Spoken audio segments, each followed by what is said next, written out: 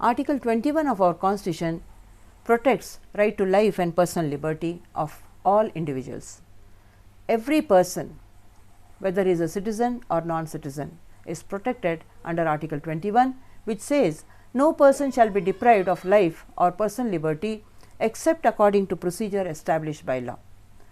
What is the meaning of procedure established by law, and how can it deprive life or personal liberty?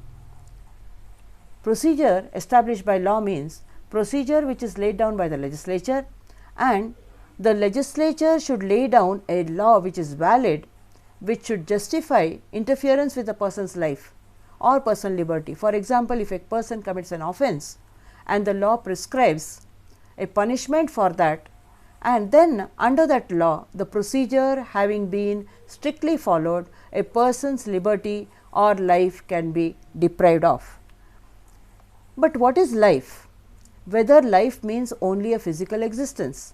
This was the question which was decided by the Supreme Court in Francis Corelli versus Administrator, Union Territory of Delhi in 1981, where the court said life does not mean only just physical existence, it means more than that. It means to live with human dignity. It includes the right to live as a person with all the things which come within the ambit of right to life. So, right to live with human dignity was emphasized by the court. There are several cases which have been decided by the Supreme Court, a plethora of cases where several aspects of right to life has been discussed. In Hussain Ara Khatun versus Secretary, State of Bihar, the court said that right to life includes right to free legal aid and right to speedy trial of a prisoner. In Sunil Batra versus Delhi Administration, the Supreme Court said that right against cruel and unusual punishment is also a part of right to life. So, even if it is a prisoner, he has a right against punishments which are cruel, such as solitary confinement. In Paramanand Katara versus Union of India, the Supreme Court said that right to life includes right to health and medical assistance also. So, the doctors in the hospital have the responsibility to provide medical assistance immediately. This is part of right to life of a person. Then in Maneka Gandhi versus Union of India, the Supreme Court said that right to life includes right to travel abroad, because this also is part of dignity of a person. So, this also includes in right to life. In MC Mehta versus Union of India, that is called as a Ganga water pollution case, the Supreme Court said that right to life includes even a right to be in a pollution free environment by an individual. So, it is a responsibility of the state to provide an environment to all persons which is pollution free. In Vishakha versus State of Rajasthan, the Supreme Court said that right to life includes right against sexual harassment of women at workplace. So, it prepared guidelines for people who are working in the workplace, that is for women especially, where sexual harassment was defined by the Supreme Court, and all the conditions where women are working should be followed. So, in this case, Vishakha versus State of Rajasthan, the Supreme Court has emphasized upon the importance of providing the right to live with dignity to a woman. Then right against smoking in public places. This was again stated in Murli Devra versus State of Bombay, where the court said that passive smoking harms the health of a person, and therefore, a person has a right to life, which includes right against smoking in public places also. There are a few landmark judgments which could be looked into, where we look into the right to life and what is the ambit which has been brought before the Supreme Court. In Maneka Gandhi versus Union of India, the Supreme Court has emphasized that the right to life is including right to live with human dignity, it includes right to travel abroad, and also it can be deprived only by a procedure which is just, fair and reasonable.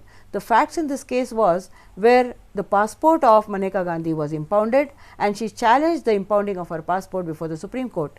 There the Supreme Court extended the meaning of the word procedure established by law and read into that word the meaning, that is, if there is a procedure, the person should be given all just, fair and reasonable means also. That means where she was not provided the right to be heard, which is a part of principles of natural justice, then such procedure cannot be just or fair or reasonable. The court said procedure established by law is not any arbitrary procedure, but it should be just, fair and reasonable procedure.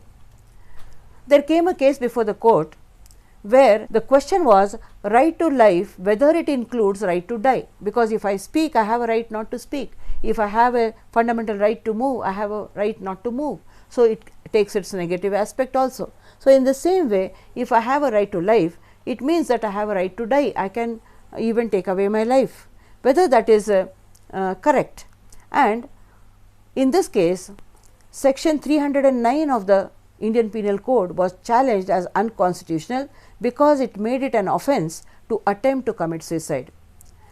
In this case, the court held that as we have right to life, so right to die also is a part of right to life, and therefore, this particular provision section 309 is unconstitutional. Again, there came in before the Supreme Court Gyan Kaur versus State of Punjab in 1996, where P. Ratinam's case was cited as a citation or as a support. And in this case, again, where two people were convicted for abetting a person to attempt to commit suicide, their conviction came for appeal before the Supreme Court. There the question was whether right to life includes right to die. The Supreme Court in this case overruled P. Ratinam versus Union of India and said that right to life cannot be said to include right to die, because the marginal note of right to die itself says protection of life and personal liberty, which means it is to be protected. Right to life cannot include right to die, and therefore, section 309 of the Indian Penal Code cannot be said to be unconstitutional. There was another judgment by the Supreme Court in J.P. Unnikrishnan versus State of Andhra Pradesh, where Unnikrishnan could not secure admission due to reservation, and he challenged the policy of the government of reservation as unconstitutional because his right to education, as he claimed, was part of right to life. In this case, Supreme Court said that right to life includes right to education, but that cannot be extended to higher education. Right to life includes education to all children up to the age of 14 years.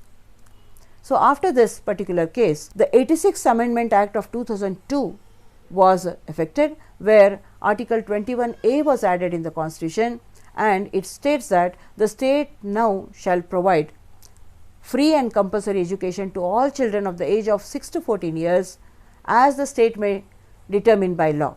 So, this change has come up, and right to education, even being a part of right to life, it has been made as independent fundamental right under Article 21A.